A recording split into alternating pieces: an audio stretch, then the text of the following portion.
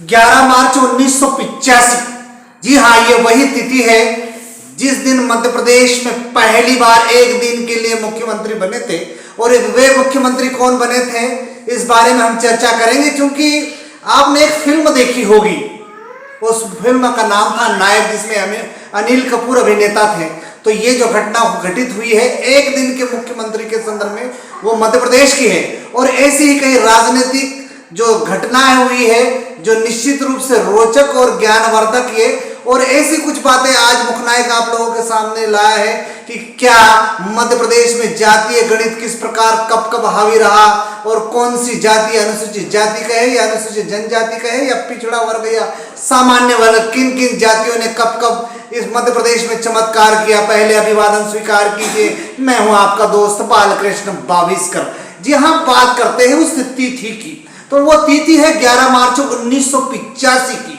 तो मध्य प्रदेश के इतिहास में वो तिथि है जिसमें एक दिन के लिए मुख्यमंत्री बने थे, और मुख्यमंत्री बने थे अर्जुन सिंह। जी हाँ, सीधी के चुरहट से विधानसभा से चुनाव लड़ने वाले मध्य प्रदेश के पूर्व मुख्यमंत्री अर्जुन सिंह चुरहट से विधायक बनने के बाद एक बार यानी कि एक दिन के लिए मुख्यमंत्री बने थे। तो वो अर्जुन सिंह का नाम है। हालांकि इस बात से आप ये कतई ना जोड़े कि ये नायक फिल्म है। ये नायक फिल्म का फिल्मांकन पहले वास्तविक रूप से हो चुका है मध्य प्रदेश की धरती पर। चूंकि मध्य प्रदेश का जो नाम है इन दिनों विशेष करके इसलिए लिया जा रहा है कि चुनावों का समय है, चुनाव का समय चल रहा है। हालांकि मध्य प्रदेश ही नहीं, 5 राज्यों में चुनाव हुए और मध्य प्रदेश में 17 नवंबर को चुनाव हुए और शाम को सारे प्रत्याशियों के भविष्य ईवीएम मशीन में कैद हो गए। जी हाँ, और उनका जो समय आने वाला है यानी कि सबसे बड़ा समय चुनाव का परिणामों का होता है, उसमें कितनी पार्टियों ने, कितने प्रत्याशियों ने कैसे दावे किए, कैसे राजनीतिक समीकरण बिठाए, क्या जातीय समीकरण के आधार पर काम हुआ या फिर विकास के आधार पर काम हुआ या फिर अन्य कोई पहलू लिए गए, इस पर चर्चा करेंगे। पहले बात करते हैं मध्य प्रदेश के संदर्भ में। मध्य प्रदेश की विधायिका के संदर्भ में यदि हम बात करें तो मध्य प्रदेश में विधानसभा सीटें हैं 230, जो अविभाजित मध्य प्रदेश यानी कि जब मध्य प्रदेश का विभाजन नहीं हुआ था उस दौरान मध्य प्रदेश में कुल सीटें थी 320 को, और जिसके कारण 16 सीटें, जब विभाजन हुआ तो 16 सीटें छत्तीसगढ़ में चले गई। यानी कि वर्तमान में जो विधानसभा सीटों की संख्या अभी जो सिमट कर रह गई है, मध्य प्रदेश की सीटें हैं 230, और 230 मध्य प्रदेश की जो विधानसभा सीटें हैं वे जो 5 राज्यों में चुनाव हुए उनमें सर्वाधिक, यदि विधानसभा सीटों के संदर्भ में चर्चा करें तो मध्य प्रदेश में सर्वाधिक सीटें हैं। क्योंकि हम सीटों की बात करते हैं, अब करते हैं जातीय गणित के आधार पर। तो मध्य प्रदेश में 148 सीटें ऐसी है जिनमें सामान्य वर्ग और ओबीसी वर्ग के लिए है। और मध्य प्रदेश में सबसे बड़ी बात जो जातीय समीकरण के इर्द गिर्द मुखनायक आपको ले जाना चाहता है, तो मध्य प्रदेश में 82 ऐसे सीटें हैं जो आरक्षित है, और आरक्षित सीटों में अनुसूचित जाति और अनुसूचित जनजाति यानी कि आदिवासी सीटें और अनुसूचित जाति की सीटें जो मध्य प्रदेश में है, ऐसे कुल मिलाकर 82 सीटें हैं जिनमें क्रमशः 47 और 35 है।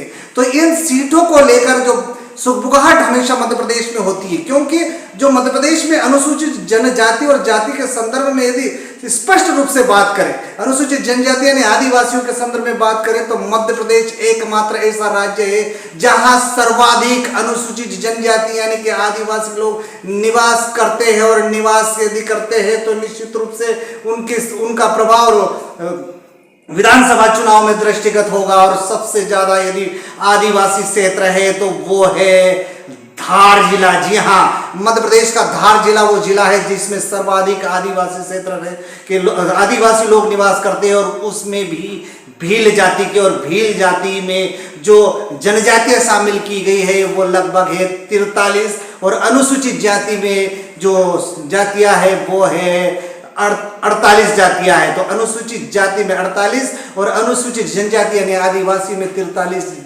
जनजातियों को शामिल किया गया है। अब वो 43 जो जनजाति है वो रहती है विशेष करके मालवा निमाड़ में, और मालवा निमाड़ में सर्वाधिक यदि जनसंख्या की बात करें आदिवासी जनसंख्या की, जिसमें भील लोग सर्वाधिक है, और उनमें यदि और जातियों की बात करें तो भील, भिलेला, भिलाला, बारेला, कोरकू, इस प्रकार की जो जातियां बटी हुई है उसमें सर्वाधिक जातियां यदि भील जनजाति की जाति है जो लोग निवास करते हैं वो धार जिले में है। और धार जिले में हम यदि बात करें तो धार जिले यानी कि मालवा, इंदौर से लेकर मालवा, मालवा से अलीराजपुर, अलीराजपुर से झाबुआ और झाबुआ से बड़वानी, यानी कि ये अनुसूचित जनजाति बहुलक सीटें हैं। और उन बहुलक सीटों में सारे जो प्रत्याशी है वे है अनुसूचित जनजाति यानी कि आदिवासी है जो भील जनजाति में आते हैं।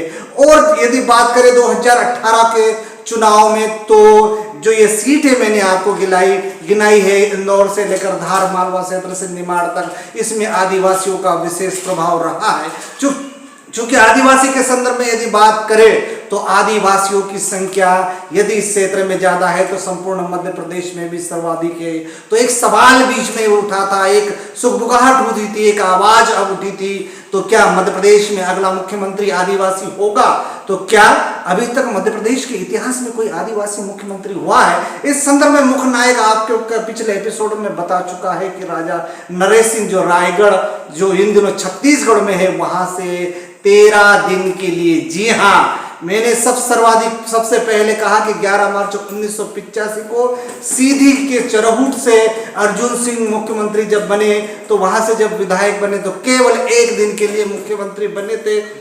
और दूसरी सबसे बड़ी बात आदिवासी जनजातियों के लिए जानने की नितांत आवश्यकता है, जो केवल कौतूहल करते हैं, जो जानकारी नहीं रखते हैं, उन लोगों तक मेरी ये जानकारी पहुंचनी चाहिए कि मध्य प्रदेश में आदिवासी मुख्यमंत्री राजा नरेश सिंह के रूप में बन चुके हैं और वो रहे हैं लगभग 13 दिनों के लिए। जहां तक आदिवासियों की जनसंख्या की बात करें तो सर्वाधिक मध्य प्रदेश में है।